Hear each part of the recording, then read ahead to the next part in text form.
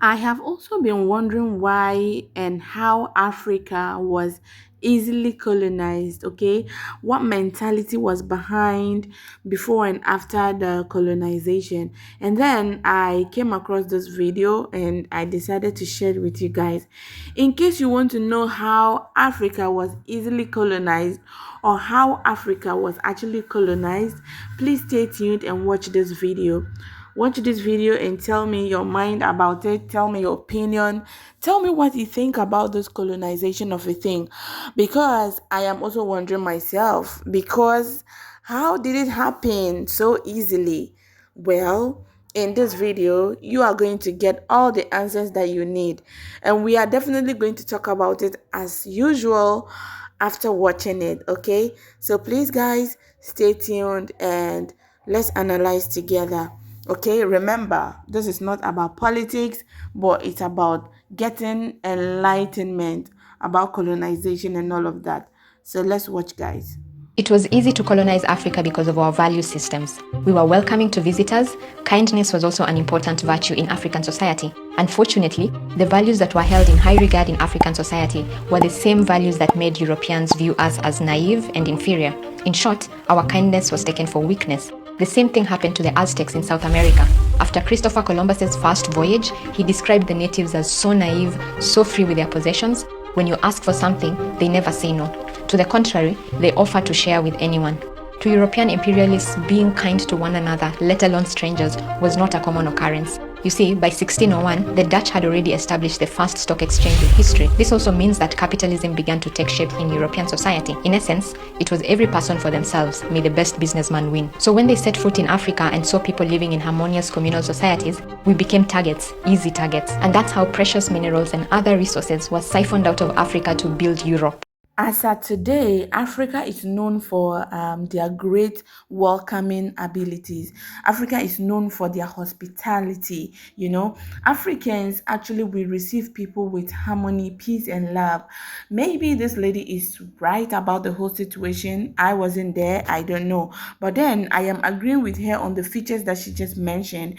And maybe because of that, we were really taken for granted, or we're taking our hospitality as our weakness. Maybe it is true. If you ever go to an African home, trust me, you'll feel at home. You feel like, yeah, you have been part of that family for a very long time.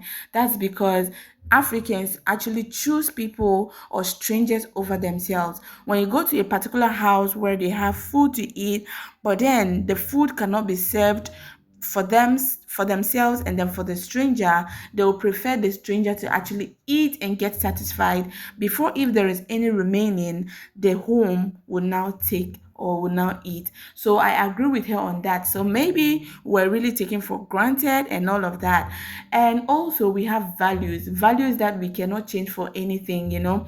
And we have minerals, so many minerals that we have that can actually attract any other person all over the world. So I don't really blame anybody that tried to colonize Ghana, or anybody that, or any country that colonized Ghana, because Africa is full of attraction.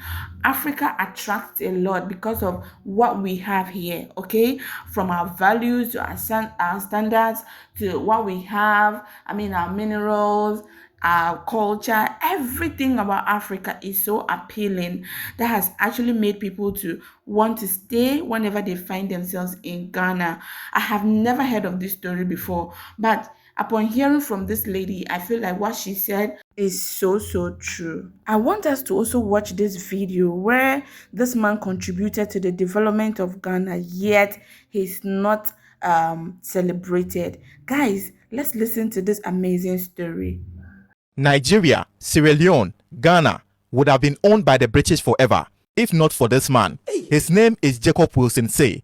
Now, not only was he Ghana's first ever millionaire, but this is the man who used his wealth to stand toe to toe with the British and claim our land back for us. Now, briefly, Jacob Wilson Say was just a normal carpenter and a palm wine tapper who was born in a fishing village called Brewa around Cape Coast. Now, this man came across gold nuggets in a forest that is worth over 200 billion pounds today. He decided to use this wealth to help his people. Now, between 1894 and 1897, the British passed 3 solid bills that would let them own the Gold Coast land forever. It was this guy who was an illiterate, like he has never been to school before, he realized that no, there's something wrong with the bill. He decided to use all the wealth he has to fight against this bill. He came together with some educated elite. They formed what we call the Aborigines Right Protection Society, and their main goal was to fight against this bill. They came up with a petition that was signed by 15 local chiefs, and they decided to send it to the Queen in UK. Now this man, Jacob Wilson, he hired a whole ship called the Alba ship, and then selected a few people, including Edward F. Hunt from Sierra Leone. They took a trip all the way to number 10 Downing Street, and then they met with the Secretary of State, which is this man, Joseph Chamberlain. He handed the letter over to the Queen, which is Queen Victoria. Now the Queen had no choice but to give her approval. The land bill was instantly cancelled. Now mind you, the letter did not only fight for lands in Ghana, but lands in Sierra Leone and Nigeria, who were all under the British colony. So I wonder how this man is not celebrated even a single day in Ghana, or even part of the Big Six. From the story you heard, you saw that it's not only literates that can actually do things in a country. It's not only educated people that can actually develop a country. This particular man called Wilson was an illiterate, which means he was not educated at all. He was a palm wine tapper that actually stood and fought for these three countries, okay, because he was not happy for the bill that was passed, and he was able to join hands with the elite, that's the educated people, to actually kick against the petition or the bill. Guys, like I've been saying, seeking for knowledge is good, but being smart is also another thing. You can be educated but not smart.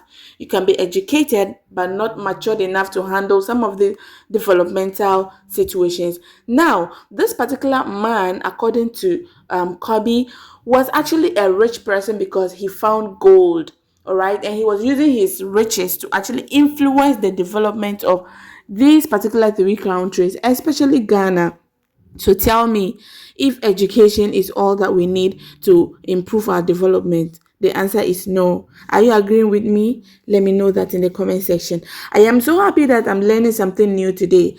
I have not heard of these things. And like Kobe said, we have not celebrated this Wilson man. I have never even heard of him. This is my first time of hearing this story. And listening to what he said, this story is actually mind-blowing, okay? It's something that is supposed to be celebrated. We have something we call big sis, okay, in Ghana. It is very, like, those people are very, very popular. When we say the big sis, it means they contributed greatly to the development of the country. So they are remembered and celebrated almost every single time. But this man, I have never heard of him. In terms of history, I don't think his name is part of it. So guys, this man is supposed to be celebrated. Like, he deserves to be celebrated.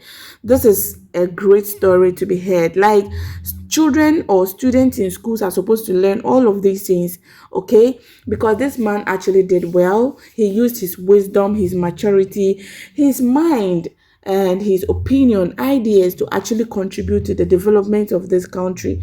And we are so happy that because of him, now we can actually stand on our own somehow, even though we're being colonized by the British, but then we can still make our own decisions. We can still contribute to national development and all of that. Thanks to Mr. Wilson. Guys, if this video was helpful to you, please do well to give me a thumbs up, like, comment, and share.